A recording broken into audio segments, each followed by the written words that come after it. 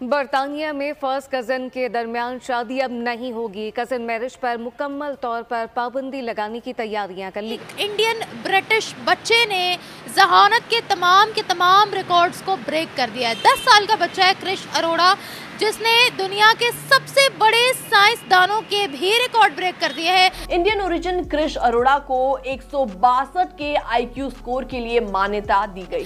Einstein और Hawking की जहानत से ज्यादा इस बच्चे ने जहानत दिखाई है। IQ स्कोर 162 हासिल किया है, जो कि आइंस्टाइन और हॉकिंग से भी ज्यादा है। India has a huge presence in the United states.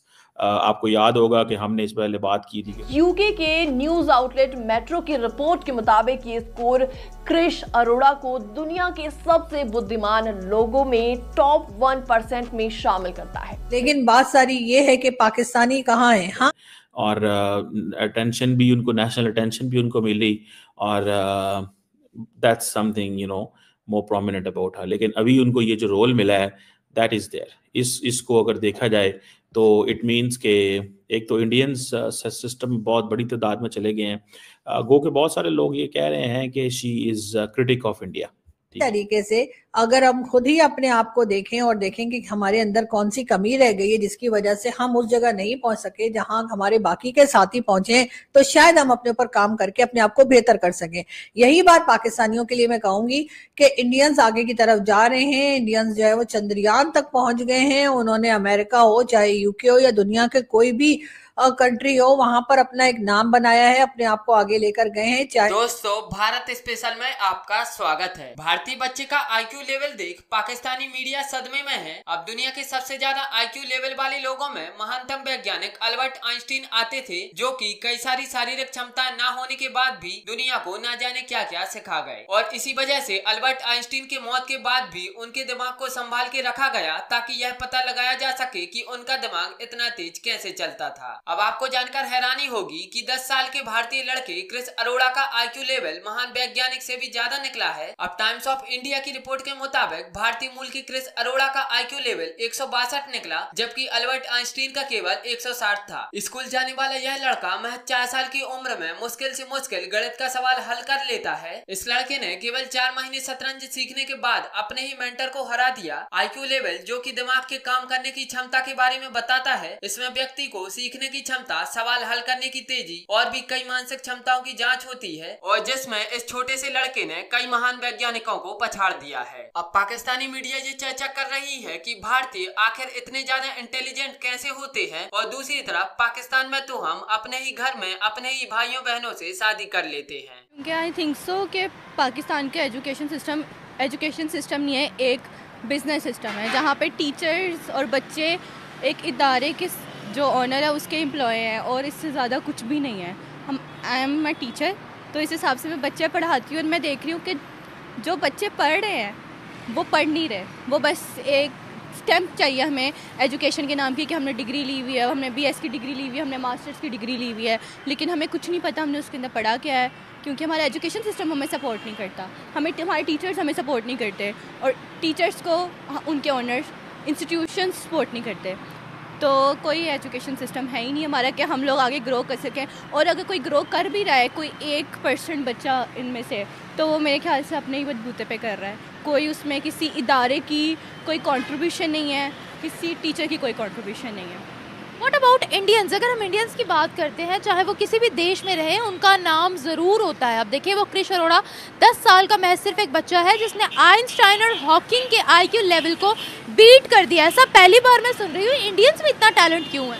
क्योंकि उनकी गवर्नमेंट, आप देखिए, उनकी गवर्नमेंट उनको सपोर्ट करती है, उनके टीचर्स, उनके सारे इंस्टीट्यूट उनको सपोर्ट करते हैं। हमारे अगर यहाँ पे स्टूडेंट्स ही किसी चेंज के लिए निकलेंगे, तो स्टूडेंट्स को ही मार धाड़ के कमरों में बंद कर दिया जाता है, जैसे कि आप जानती हैं।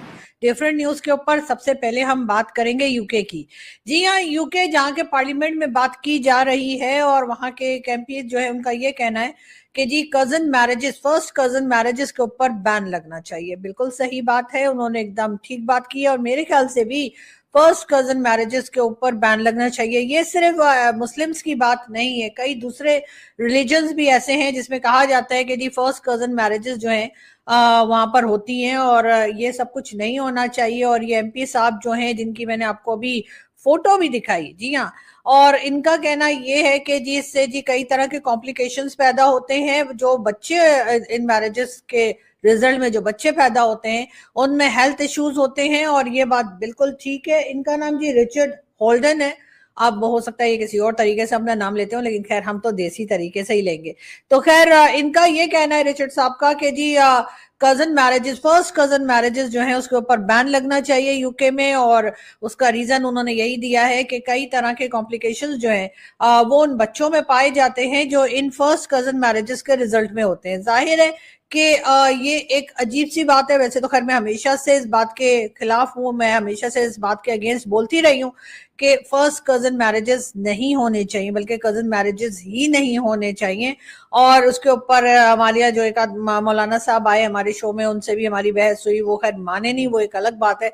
लेकिन बहरहाल कजन मैरिजेस जो हैं वो इस्लाम में तो कहा जाता है कि जी इसमें अलाउड है, और जी कजन मैरिजेस होने चाहिए। और पाकिस्तान में और हिंदुस्तान में कई हमने शादियां ऐसी देखी जो कि कजन्स के दरमियान हुई। अजीब सी बात लगती है कि कितने टाइम तक आप जो है वो भाई कह रहे होते हैं, और जब छोटे होते हैं या बड़े होते हैं तभी बताया जाता है जी भाई बोलिए।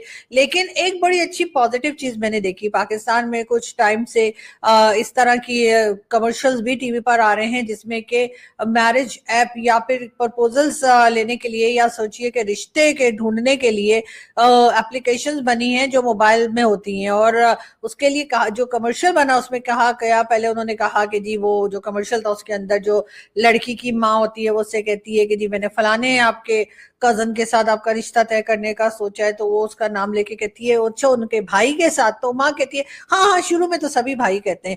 मतलब ये अजीब सा एक कमर्शियल बना है, लेकिन उसके साथ साथ ये मेरे ख्याल है कि एक तरह की अवेयरनेस भी है मुस्लिम्स के लिए कि भाई आप भाई कह रहे हैं, आप बहन कह रहे हैं, और बता रहे हैं, बचपन से बताया जा रहा है कि जी ये खाला जात बहन है, ये मामू जात भाई है, या ये पुप्पी जात भाई है, ये मामू जात बहन है। और उसके बाद जो है उनमें जी शादियां भी हो रही हैं, उनके अंदर लव अफेयर्स भी हो रहे हैं, और ये भी अलाउड है कि जी शादियां होंगी। और पहले से कहना शुरू कर देते हैं लोग कि जी हम तो पुप्पी की बेटी से शादी करेंगे, या हम तो जी पुप्पी के बेटे से शादी होगी, और इस किस्म की चीजें जो है वो चलती चली आ रही हैं खैर सालों साल से।